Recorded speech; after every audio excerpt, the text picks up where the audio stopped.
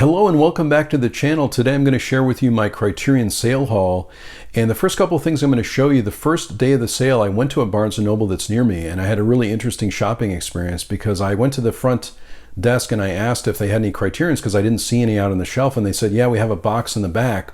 So they brought this box out from the back, and I actually went through the box up where the registers were and everything like that too. So I guess this particular Barnes & Noble had decided not to put their Criterions out.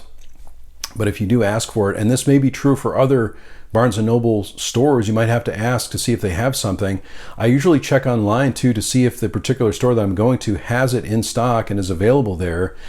There is also, I'm still thinking about maybe picking up one last Criterion before the end of the sale. It's got about a week left here, and that would be the Wim Wenders film Perfect Days, which I hear lots of great things about, but if not, I'll just wait for the next sale. But that one's definitely on the top of my list, along with the announcements of the new Albert Brooks films, Real Life, and there's another one as well, Mother, that I'm interested in picking up, but those haven't come out yet. So maybe I'll just wait for the next sale for those. But this first one is of course, the Criterion sale is a great time to pick up a box set, and this is one that I picked up that I had on my list. Eric Rohmer's Tales of the Four Seasons, this beautiful box set, which has 4 films in it, but it is one spine number, 1206. Sometimes Criterion will use individual spine numbers, but in this case it's one spine number, and there's the back of that. But I'm really looking forward to that. This has a tale of springtime, a tale of winter, a tale of summer, and a tale of autumn. Of course, 4 seasons. These films from 1990 to 1998. Lots of extra features, interviews, radio interviews, things like that. So there's also a documentary from 2005 on the making of A Tale of Summer, which looks really good. So I'm really looking forward to diving into this one.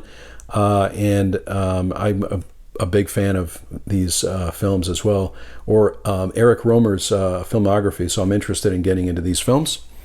Also, one that I was really looking forward to that I went to the store to see. They only had 2 copies of the last one that I just showed, and also this one.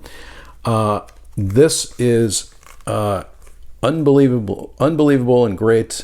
Chantal Akerman's masterpieces from 1968 to 1978. I'm a big fan of Chantal Akerman. This one also has one spine number, 1203, which you can see there. These films are from 1968 to 1978, but new special features on this: Hanging Out Yonkers, an unfinished film from 1973 by Chantal Akerman, Film School Test by Akerman. I just love Chantal Akerman, and it's great to see a lot of these films getting an upgrade specifically, and you can see the films here too on the front that are listed here. Let me just hold this up a little bit closer, so if you want to pause, you can see all the films that are listed here. But some of these really needed an upgrade.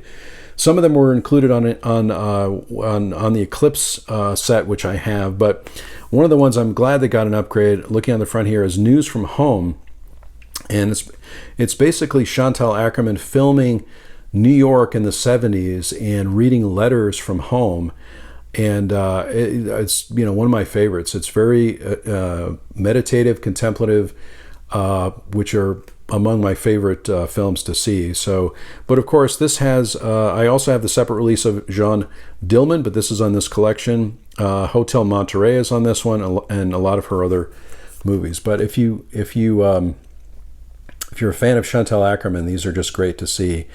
And I'm very excited. This was at the top of my list to pick up at the Criterion sale. And again, the Criterion sale is a great time to pick up a box set, so happy to get those too. As I was going through the box at the counter at the Barnes & Noble for those two. So this next one that I picked up, I got online, and it is a movie that I recently saw on the Criterion channel. By the way, if you have the Criterion channel, I'm really loving the curated content on the Criterion channel, which allows me to really preview a lot of the films that I'd like to pick up on physical media, and this was definitely one of them. I hadn't seen this one. I love the look of this one. I think what attracted me the most to this film was the colors and the location of the film, and it is Betty Blue, this film from 1986. I love the cover there too. If you've seen the film, you know why the cover is like this. This is spine number 1002. There's the back of that also. Lots of extra features, of course.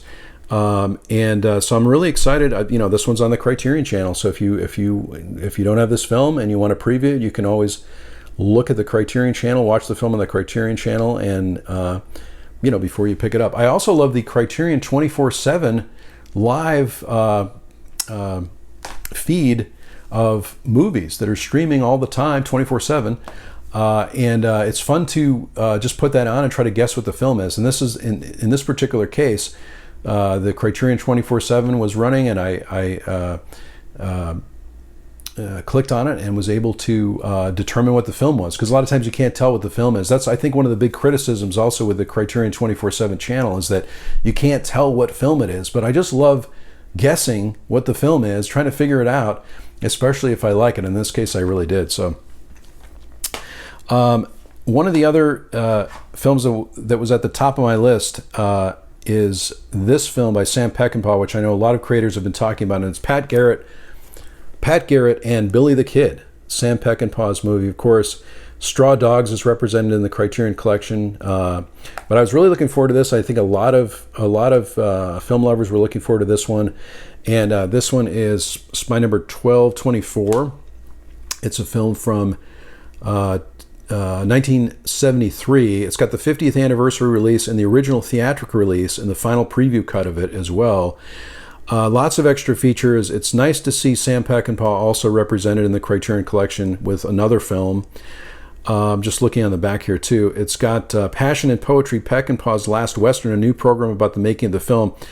Archival interviews as well, or there's one archival interview with James Coburn. So anyway, this was at the top of my list, and I'm happy that I picked it up. Let me know also in the comments below what you picked up in the sale, and if you participate in the sale, or what are some of your favorites from the sale, or that were at the top of your list to pick up. I've got a couple more here to show too. This is one of my new favorite directors I recently discovered in the last couple of months is Aki Kaurismäki, and I picked up a Curzon film set, a Region B Blu-ray set with Blu-ray versions of many of his films, but which this one is also represented in the Curzon set. But this is a film called Le Havre, and this is the first film, believe it or not, that I saw from Aki Kaurismäki, and I'm so happy that I caught this one. I caught this one also on the Criterion 24/7 channel, and I'm so happy that I did. I discovered a new director, a new filmmaker that I absolutely love. I know also that this is a favorite filmmaker from Jim Jarmusch, who is also one of my favorites. And this is, I've just shown the back of this too. This is Spy Number 619. Lots of extra features on it. This film is from 2011, but of course, Kaurismäki has done a lot of other films before this one. It's just really interesting to notice what film might get you into a specific director. And in this case, it's later in the filmography that I got into Kaurismäki, and then I started watching the Kaurismäki feature on the Criterion channel, which I absolutely love. So that's another way to get into new films that you haven't seen. This has new interviews. It's got television interviews with those in the cast, concert footage of a musician that's featured in the film. And I'm just really loving these Kaurismäki films with a real dry, deadpan sense of humor, very cinematic and meditative in some ways, love stories. And so this one, I'm happy that I picked this one up during the Criterion sale. The other one I picked up that I haven't seen, another Kaurismäki film, is this movie, The Other Side of Hope, which is Spy Number 922. It's a film from 2017. Haven't seen this one yet, but it's got a lot of extra features on it. Again, I'll just hold this up so you can see the back of that with all the extra features on it. If you notice too, the color scheme very similar with these two, especially on the front and the back there too. So it's nice to see that Criterion with some consistency on the color scheme for these two films. And that is my Criterion sale haul. This was a great sale. I was able to visit the store at least once. I might go back again this week. If you've been watching my weekly vlogs too, you'll know that I was at the sale. I usually share movies that I'm picking up as I'm picking them up during the vlog. But I'm hoping I'm hoping that I might still place one more order, but I really love this particular sale. I always have a wish list going. I wish I could have all the Criterions. That would be great, but it's not really possible to do that, at least for me anyway. I would love to have Laserdisc versions of some of the Criterion films also. But anyway, Really love this particular sale, and let me know in the comments below what you picked up during the sale if you participated. And if you like this video, click on like. If this is your first video on the channel, please consider subscribing. That would be awesome. I sincerely hope that everyone is safe and well, and I'll talk to you soon.